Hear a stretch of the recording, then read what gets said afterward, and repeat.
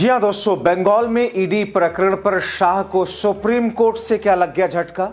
FIR पे लगाई रोक। उधर झारखंड पुलिस ईडी के दफ्तर में पहुंची जांच करने। स्वागत है आप सभी का। आप देख रहे हैं द राजनीति का विशेष सेगमेंट खबर और विश्लेषण। मैं हूं जवार खान। दोस्तों, मोदी शाह के सबसे बड़े हथियार में से एक ईडी को लेकर ऐसा हंगामा मचा है कि एक तरफ बंगाल में उसके खिलाफ सरकार ने एफआईआर दर्ज करा दी थी, तो दूसरी तरफ झारखंड के रांची में पुलिस ईडी दफ्तर में पहुंचकर जांच कर रही है। दोस्तों, तो तीसरी तरफ ममता वर्सेस शाह की ईडी के खिलाफ हुई एफआईआर पर सुप्रीम कोर्ट ने रोक लगा दी। यानी कि घटनाक्रम बहुत दिलचस्प मोड़ पर आ चुका है। दोस्तों, आपको मैंने अपने 3 दिन पहले के शो में दिखाया था कि कैसे पश्चिम बंगाल की राजधानी कोलकाता में शाह की पुलिस अचानक ममता बनर्जी की चुनावी रणनीति वाले दफ्तर आईपैक में पहुंची थी, जहां छापेमारी करने लगी थी, जिसके खिलाफ ममता ने कदम उठाते हुए ईडी के खिलाफ एफआईआर दर्ज करा दी थी। अब जब सुनवाई हुई तो कोर्ट ने ईडी अफसरों पर दर्ज एफआईआर पर अगली सुनवाई तक के लिए रोक लगा दी और नोटिस जारी कर दिया। अदालत ने सरकार से 2 हफ्ते में जवाब मांगा है। कोर्ट ने कहा कि एजेंसी की जांच में दखल नहीं दिया जा सकता। दोस्तों, इस मामले में विस्तार से आपको बताएंगे, मगर ईडी को लेकर के सुप्रीम कोर्ट ने जो सबसे प्रमुख टिप्पणी की, जो टिप्पणी मोदी और शाह के लिए एक झटके की तरह देखी जा रही है, वो ये कि चुनावी प्रक्रिया के बीच में एजेंसियों का दखल अंदाजी, एजेंसियों की तरफ से दखल अंदाजी बर्दाश्त नहीं की जाएगी। यानी कि एजेंसियां ऐसा नहीं कर सकती हैं। दोस्तों, सब पर विस्तार से आपको बताते हैं, मगर उससे पहले झारखंड में हुए घटनाक्रम की तरफ ले चलता हूं, जहां ईडी के खिलाफ झारखंड पुलिस ने बड़ा एक्शन लिया। दोस्तों, रांची के ईडी ऑफिस में झारखंड पुलिस जांच के लिए पहुंची है।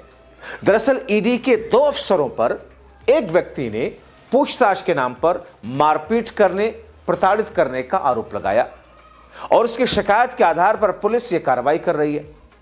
ईडी दफ्तर में सदर डीएसपी और एयरपोर्ट थाना के प्रभारी मौजूद हैं। ईडी ने सुरक्षा के लिहाज से सेंट्रल पुलिस फोर्स को बुलाया है। रांची पुलिस की ओर से अब भी जांच हो रही है। दरअसल पेयजल विभाग के कर्मचारी ने एफआईआर दर्ज करवाई, जिसके बाद यह रांची पुलिस जांच के लिए पहुंचती है। कहा जा रहा है कि रांची के चुटिया के संतोष कुमार ने प्रवर्तन निदेशालय के 2 अधिकारियों पर मारपीट, जानलेवा हमला, गाली गलौज करने, धमकी देने, गलत मामले में फंसाने के आरोप में एयरपोर्ट थाने में एफआईआर दर्ज कराई और इस मामले में ईडी के असिस्टेंट डायरेक्टर प्रतीक और असिस्टेंट शुभम को आरोपी बनाया गया। संतोष पेयजल एवं स्वच्छता विभाग के सोरेखा शीर्ष कार्यमंडल रांची में कैशियर है। उन पर शहरी जलापूर्ति योजना की राशि में से 20 करोड़ रुपयों से अधिक का गबन करने का आरोप लगाया गया। पहले उन्हें रांची पुलिस ने गिरफ्तार किया था, अभी वो जमानत पर जेल से बाहर है। घोटाले के इस मामले की जांच ईडी कर रही है। दोस्तों, संतोष की ओर से दर्ज एफआईआर के अनुसार संतोष को 12 जनवरी को सुबह 10 बजे ईडी कार्यालय में पेश होने का निर्देश मोबाइल फोन पर दिया गया। जब वो 9:45 पर ईडी कार्यालय पहुंचे तो कहा गया कि दोपहर करीब 1:35 पर असिस्टेंट डायरेक्टर प्रतीक ने उन्हें अपने केबिन में बुलाया, जहां पहले से शुभम मौजूद थे। पूछताछ के दौरान उनसे आरोप स्वीकार करने का दबाव उन पर डाला गया। मना करने पर दोनों अधिकारियों ने कथित रूप से उनके साथ मारपीट की, गालियां दी, धमकियां दी। पीड़ित ने कहा कि उनसे 16 जनवरी को दोबारा ईडी कार्यालय में पेश होने से संबंधित आवेदन जबरन लिखवाया गया। रात 10:45 तक उन्हें ईडी के दफ्तर में रोक करके रखा गया ताकि घटना की सूचना अपने परिवार, वकील, थाना या मीडिया को ना दे पाए। छोड़ते समय उन्हें और उनके परिवार को जेल भेजने की धमकी दी गई। इधर एयरपोर्ट थाना पुलिस ने मामला दर्ज करके जांच शुरू कर दी। दोस्तों, एफआईआर में कहा गया है कि दोनों ने डंडों से संतोष के ऊपर हमला किया, जान से मारने की नीयत से लगातार मारते हुए कहा, अगर मर भी जाओ तो हमें कोई फर्क नहीं पड़ता। मारपीट के कारण उनका सिर फट गया, ज्यादा खून बहा। संतोष कुमार का आरोप है कि करीब 2 बजे उन्हें सदर अस्पताल की इमरजेंसी वार्ड ले जाया गया, जहां सिर में 6 टाके लगे। अस्पताल में भी उन्हें धमकाया गया कि डॉक्टर को चोट लगने की सच्चाई अगर बताई तो फिर उनको और उनके परिवार को जेल भेज दिया जाएगा। एफआईआर के मुताबिक अस्पताल से लौटने के बाद उन्हें दोबारा ईडी कार्यालय ले जाया गया, जहां सबूत मिटाने की नियत से जबरन खून से सनी टी शर्ट उतरवा करके नई टी शर्ट पहनाई गई। आरोप यह है कि इसके बाद उनसे घटना की रिपोर्ट लिखे एक कागज पर जबरन दस्तखत कराए गए, जिसे उन्हें पढ़ने तक नहीं दिया गया। दोस्तों, संतोष कुमार के खिलाफ आपको बताएं कि 18 दिसंबर 2023 में रांची के सदर थाना में एफआईआर दर्ज की गई थी। उन पर आरोप था कि उन्होंने मार्च 2020 में L&T कंपनी के फर्जी बिल के आधार पर 2.17 करोड़ रुपए फर्जी खाते में ट्रांसफर करा लिए और इसी केस के आधार पर ईडी जांच कर रही। अब इस पर बीजेपी कैसे कूद पड़ी और क्या कुछ कहती है, आपको बताते हैं। झारखंड के पूर्व सीएम बाबूलाल मरांडी कहते हैं कि झारखंड में पहले भी ईडी के विरुद्ध झूठे मुकदमे दर्ज किए गए। जेएमएम और कांग्रेस कार्यकर्ताओं द्वारा ईडी पर हमले करने की कोशिश हुई है।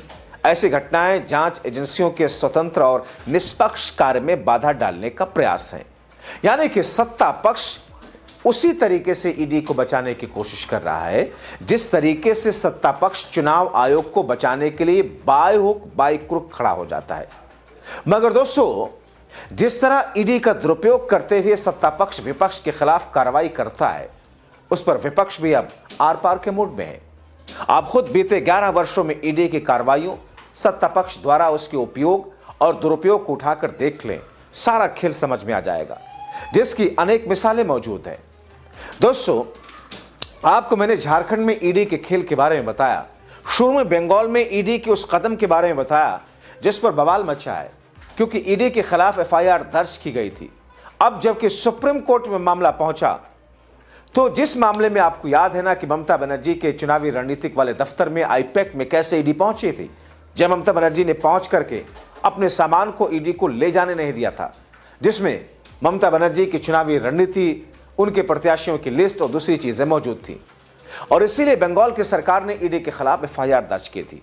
दोस्तों, बड़ी चालाकी से इस मामले को ईडी पहले कोलकाता के हाई कोर्ट ले गई और उसके बाद में सरकार के थ्रू इसे सुप्रीम कोर्ट लेकर के पहुंची। सुप्रीम कोर्ट में सॉलिसिटर जनरल तुषार मेहता ने ईडी की ओर से पैरवी करते हुए अदालत में दावा किया कि मुख्यमंत्री ममता बनर्जी ने राज्य पुलिस के साथ मिलकर जांच के दौरान साक्ष्यों की चोरी की है। ममता ने ईडी के एक अधिकारी को उसका फोन भी छीन लिया। अब दोस्तों, ईडी के बेतुके आरोप भी सुन लीजिए, ये तो ईडी के आकाओं के आरोप थे। ईडी का आरोप है कि छापेमारी के दौरान मुख्यमंत्री खुद मौके पर पहुंची, जांच अधिकारियों के लैपटॉप, महत्वपूर्ण दस्तावेज, मोबाइल फोन जबरन छीने। इस घटना को लेकर ईडी ने पश्चिम बंगाल के डीजीपी राजीव कुमार और कोलकाता पुलिस कमिश्नर मनोज कुमार वर्मा को तुरंत निलंबित करने और उनके खिलाफ एफआईआर दर्ज करने की मांग की। हालांकि सुप्रीम कोर्ट ने दोनों पक्षों को जब सुना, दोस्तों, दोनों पक्षों के वकीलों की बातें सुनने के बाद कहा कि याचिका ईडी और दूसरी केंद्रीय एजेंसियों की जांच और राज्य अधिकारियों द्वारा कथित दखल के बारे में एक गंभीर मुद्दा है। यह वैसा नहीं है जैसा भारतीय जनता पार्टी के लोग आरोप लगा रहे हैं, जैसा ईडी कहे चली जा रही है। कोर्ट ने जोर दिया कि कानून का राज बनाए रखने, एजेंसियों को आजादी से काम करने देने के लिए इस मामले की जांच होना जरूरी है, जिससे यह पक्का हो सके कि किसी भी राज्य की सुरक्षा की आड़ में अपराधियों को बचाया ना जाए। बेंच ने कहा कि इसमें कानून के बड़े सवाल भी शामिल हैं और उन्हें बिना सुलझाए छोड़ने की स्थिति और खराब हो सकती है, जिससे एक या ज्यादा राज्यों में अराजकता फैल सकती है।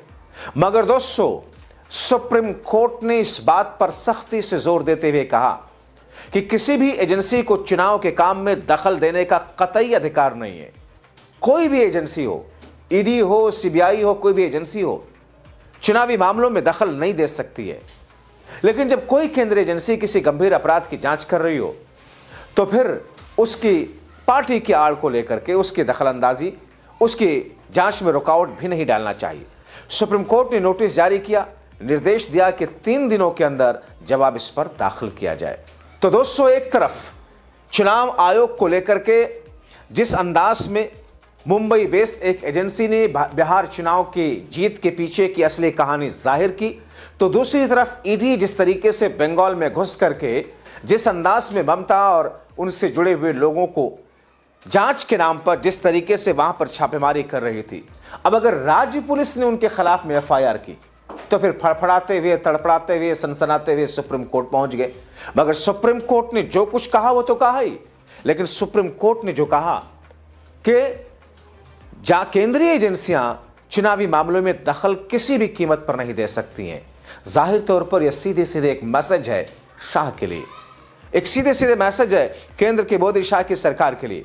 और दूसरी तरफ झारखंड में एक नया बवाल, जहां ईडी के 2 अफसरों के खिलाफ में सख्त धाराओं में मुकदमा और जांच चल रही है। देखिए आगे आगे होता क्या है। आप क्या सोचते हैं इन तमाम चीजों को लेकर? हर बिंदु पर अपनी राय अवश्य लिखें। बहुत शुक्रिया।